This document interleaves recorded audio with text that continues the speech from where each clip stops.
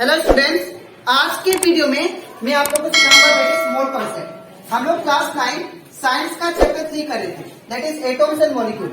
आज का video lecture number 10 है।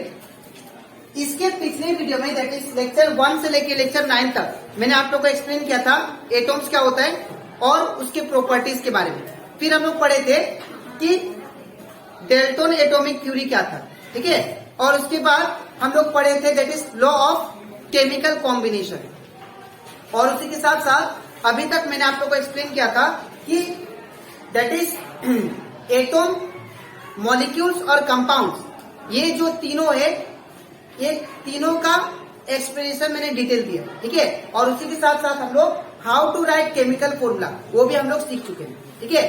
और अभी तक हम लोग, मैंने आप लोगों को कुछ सिंबल भी दिखाया था कुछ एलिमेंट का, जो क्या बहुत इंपॉर्टेंट है, ठीक है। और इवन आप लोग को आयन्स के बारे में भी मैंने समझाया था। तो अगर आपको सारा कंसेप्ट अच्छे से सीखना है तो आप लोग उसको मेरे यूट्यूब चैनल में देख सकते हो, ठीक है। और इसी के साथ साथ अभी तक हम लोग क्लास 9 साइंस का चैप्टर 1 एंड 2 कंप्लीट कर चुके हैं, ठीक है। तो अगर आपको सारा कंसेप्ट अच्छे से सीखना है 1 और 2 का, तो आप लोग उसको मेरे यूट्यूब चैनल में देख सकते हो। उसको मैंने प्लेलिस्ट में कन्वर्ट कर दिया, ठीक है। तो स्टार्ट करते हैं क्लास। यहाँ पे सबसे पहले आता है मोल कंसेप्ट। अब यहाँ पे अगर बात करें हम लोग मोल कंसेप्ट का, तो मोल कंसेप्ट का जो ये टर्म है, ये मोल का मतलब होता है कि अमाउंट ऑफ सब्सटेंस। कोई भी, चाहे वो एटॉम हो, चाहे वो कोई भी सब्सटेंस हो, चाहे वो आयन्स हो, चाहे एटॉम्स हो, चाहे कोई बोल सकते हैं मॉलिक्यूल्स हो, वो कितना अमाउंट में प्रेजेंट है उसको हम लोग क्या बोलते हैं, दैट इज मोल, ठीक है। तो सिंपल बात हम लोग बोल सकते हैं, मोल का मतलब होता है that is amount of substance, amount of substance, ठीक है। मोल का मतलब अगर आपसे कोई पूछे कि मोल का मतलब क्या होता है, तो आप लोग बोलना डायरेक्ट मोल का मतलब होता है that is amount of substance, ठीक है। तो यहाँ पे इसको मैं एक्सप्लेन कर रहा हूं विथ एग्जाम्पल, ठीक है। यहाँ पे आपको दिखाई दे रहा होगा, ये केमिकल रिएक्शन है दैट इज हाइड्रोजन और ऑक्सीजन के बीच में। जब हाइड्रोजन और ऑक्सीजन को क्या करते हैं लोग मिलाते हैं, तो आपको क्या प्रोड्यूस करके देता है, दैट इज वाटर, ठीक है ना। लेकिन वो कुछ कितना अमाउंट में हम लोग हाइड्रोजन को मिलाएंगे और कितना अमाउंट में ऑक्सीजन को मिलाएंगे, तब जाके वाटर देगा। तो जो कितना अमाउंट है ना, वो जो अमाउंट है कितना अमाउंट में, उसको हम लोग क्या बोलते हैं, मोल, ठीक है।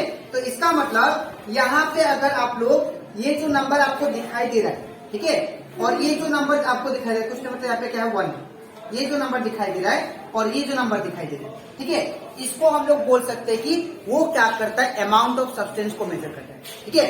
इसका मतलब ये है कि अगर आप लोग 2 मोल, क्या दिया, 2 मॉलिक्यूल्स ऑफ अगर हाइड्रोजन लिया आपने, एक मॉलिक्यूल ऑक्सीजन के साथ ये करवाया, तो आपको क्या प्रोड्यूस करके देगा, 2 मॉलिक्यूल्स ऑफ वाटर। तो ये जो 2 मॉलिक्यूल्स आपने लिया या 3 मॉलिक्यूल्स लिया या 1 मॉलिक्यूल्स लिया, ठीक है ना, ये सब सारा चीज क्या है, दैट इज, इसको बोलेंगे दैट इज अमाउंट। तो ये कोई भी मॉलिक्यूल्स हो, चाहे एटॉम्स हो, चाहे आयन, जो भी अमाउंट को मेजर करता है उसे हम लोग क्या बोलते हैं, मोल, ठीक है। अब यहाँ पे आप लोग को एनसीईआरटी बुक में दिया है कि 1 मोल मतलब कितना अमाउंट ऑफ एटॉम्स होगा या मॉलिक्यूल्स होगा या आयन्स होंगे।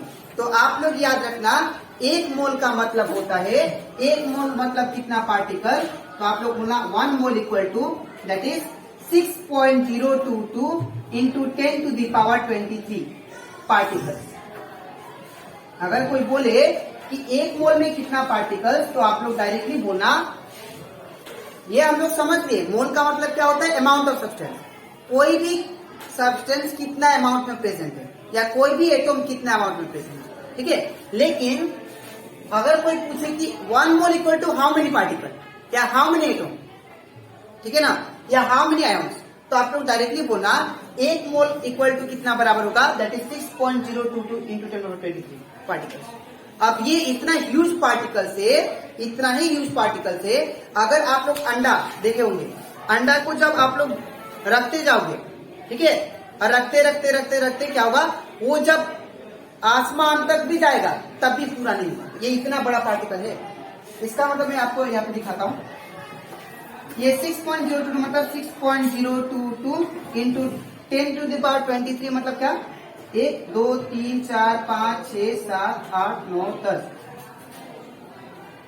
11 12 13 14 15 16 17 18 19 20 21 22 23।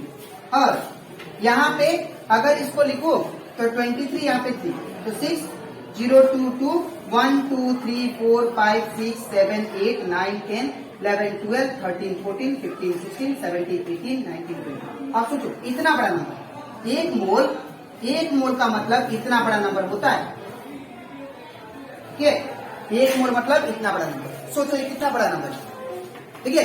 तो इसीलिए कोई भी सब्सटेंस को ना मेजर करने के लिए, ठीक है, इतना पार्टिकल्स होता है। जैसे आप लोग को इतना नमक ही दे दिया तो आपको क्या बोलेंगे, 1 मोल, ठीक है, और 1 मोल में इतना नमक में कितना पार्टिकल्स होंगे, इतना पार्टिकल्स, ठीक है। तो ये इतना ही ह्यूज नंबर है कि इसके आगे जाएगा ही नहीं कोई भी नंबर, ठीक है। तो अगर आपसे कोई भी पूछे कि व्हाट इज मोल, तो मोल आप लोग बोल सकते हो कि mole is the amount of substance.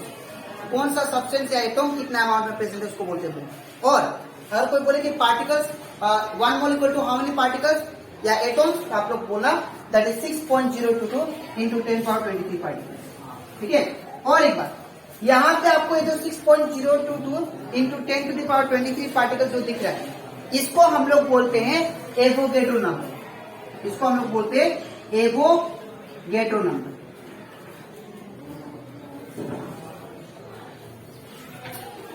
Avogadro number, ठीक है। ये जो एवोगैड्रो नंबर है दैट इज 6.022 इंटू 10⁻23, ठीक है। ये एक साइंटिस्ट ने दिया था जिसका नाम था दैट इज एवोगैड्रो, ठीक है।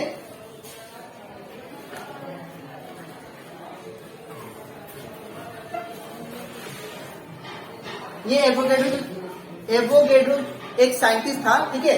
उन्होंने क्या दिया था, 1 मोल इक्वल टू इतना पार्टिकल्स उन्हें बोला था कि ये नंबर होगा। तो इसीलिए इसका नाम वो साइंटिस्ट के बेस के ऊपर ये नाम रखा गया, ये दैट इज एवोगैड्रो नंबर, ठीक है। तो अब यहाँ पे तो कंक्लूजन में मैंने वही दिखाया that is 1 mole is the amount of substance और एटम्स।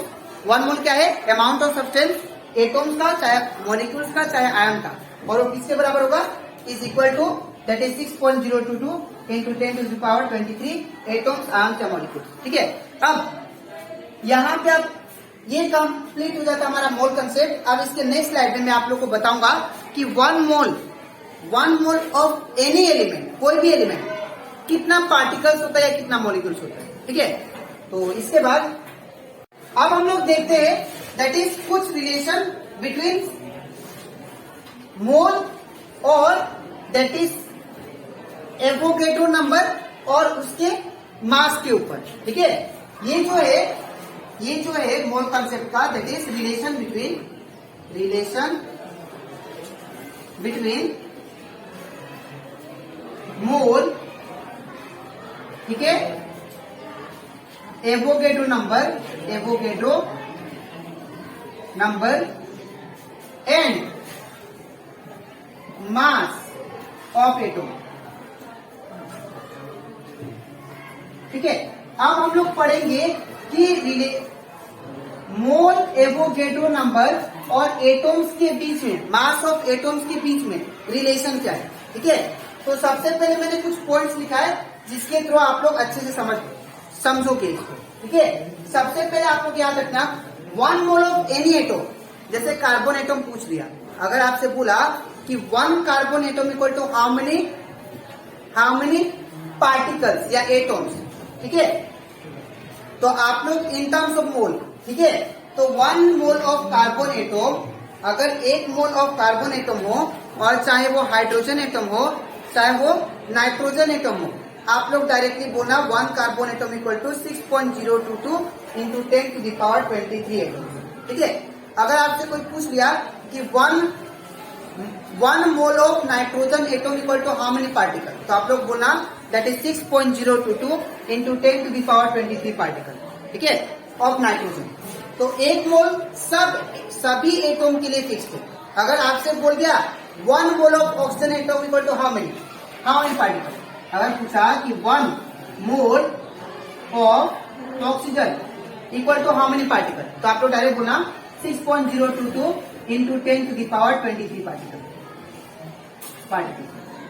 ठीक है, तो इसका मतलब ये है कि एटम्स चाहे कोई भी हो उसके लिए ये जो नंबर है फिक्स्ड है। ठीक है, तो यहाँ पे 1 mole carbon atom equal to this one. और अगर आपका इन टर्म्स ऑफ मास पूछे तो मास क्या होगा, दैट इज यहाँ पे लिखा गया 12 gram of carbon atom. Carbon का जो मास होता है वो कितना ग्राम होता है, 12 ग्राम। ठीक है, अब हम लोग बात करते हैं 1 mole of hydrogen atom. Similarly 1 mole of hydrogen atom कितना होगा, 6.022 into 10 to the power 23 particle. ठीक है, और अगर इन टर्म्स ऑफ मास पूछे तो आपको क्या बोलना, that is 1 gram of hydrogen, because hydrogen का मास कितना होता है, 1 ग्राम। ठीक है, अब यहाँ पे 1 mole of any particles, atoms, molecules या आयन, वो किसके बराबर होगा, that is 6.022 into 10 power 23 particles. ठीक है, अब 1 मोल ऑफ अगर मॉलिक्यूल्स पूछे तो आप लोग क्या बोलना, कितना मॉलिक्यूल्स हो सकते हैं 1 मोल में, तो आप लोग बोलना that is 6.022 into 10 to the power 23 number of molecules. ठीक है, अब यहाँ पे कुछ और पॉइंट्स लिखा है जो कि आप लोग को हमेशा याद रखना है। पहला पॉइंट, 1 मोल इक्वल टू इतना पार्टिकल, मैंने आप लोग को समझाया। ठीक है, 1 मोल इक्वल टू इतना पार्टिकल मैंने आप लोग को समझाया। ठीक है, अब ये जो पार्टिकल्स है, ये जो पार्टिकल है फिक्स वैल्यू, 1 मोल का ये फिक्स वैल्यू। ठीक है, ये कभी चेंज नहीं होता। ठीक है, और इसी के साथ साथ ये जो आपको नंबर दिखाई दे रहा है, इसको हम लोग क्या बोलते हैं, एवोगैड्रो नंबर। क्या बोलते हैं, एवोगैड्रो नंबर। लेकिन और एक चीज याद रखना, ये एवोगैड्रो नंबर जो है, ये वाला नंबर, इसको एवोगैड्रो नंबर भी बोलते हैं और साथ ही साथ इसको एवोगैड्रो कांस्टेंट भी बोलते हैं, दोनों बोलते हैं, एवोगैड्रो नंबर भी और एवोगैड्रो कांस्टेंट भी, बिकॉज ये एक नंबर है इसलिए कांस्टेंट भी होता है। ठीक है, और इसको रिप्रेजेंट करते हैं, याद रखिएगा, दैट इज एन नॉट से, कैपिटल एन नॉट, एन, इसको हम लोग रिप्रेजेंट करेंगे that is N, capital N naught. ठीक है, तो ये कुछ पॉइंट्स है जो आप लोग हमेशा याद रखना, ताकि आप लोग जब न्यूमेरिकल करो तो आपको कोई भी प्रॉब्लम ना हो। ठीक है, तो आज के वीडियो में दैट इज लेक्चर 10 में मैंने आप लोग को एक्सप्लेन किया कि मोल क्या होता है। मोल मैंने बताया कि मोल होता है अमाउंट ऑफ सब्सटेंस को हम लोग क्या बोलते हैं, मोल। ठीक है, और उसी के साथ साथ मैंने समझाया कि 1 मोल कोई भी एटम, कोई भी मॉलिक्यूल या कोई भी पार्टिकल्स का equal to how many particles होगा। तो 1 मोल इक्वल टू कितना पार्टिकल, 6.022 इंटू 10 पावर 23 पार्टिकल। और इसी के साथ साथ मैंने आप लोग को रिलेशन भी बताया, दैट इज एटम्स, मोल और उसके मास के बीच में। ठीक है ना, तो 1 मोल ऑफ एनी एटम क्या होगा, 6.022 10 पावर 23 पार्टिकल। और मैंने बताया कि जो 6.022 into 10 to the power 23 particle, जो 1 मोल का आप लोग का फिक्स वैल्यू है, वो उसको हम लोग क्या बोलते हैं, एवोगैड्रो नंबर। ठीक है, और उसको एवोगैड्रो कांस्टेंट भी बोलते हैं, और उसको किससे डिनोट करते हैं हम लोग, दैट इज एन नॉट। ठीक है, तो अब इसके नेक्स्ट वीडियो में दैट इज लेक्चर नंबर 11 में मैं आप लोग को समझाऊंगा मॉलिक्यूलर मास के बारे में। ठीक है, तो आज के लिए इतना ही, मिलते हैं नेक्स्ट वीडियो में।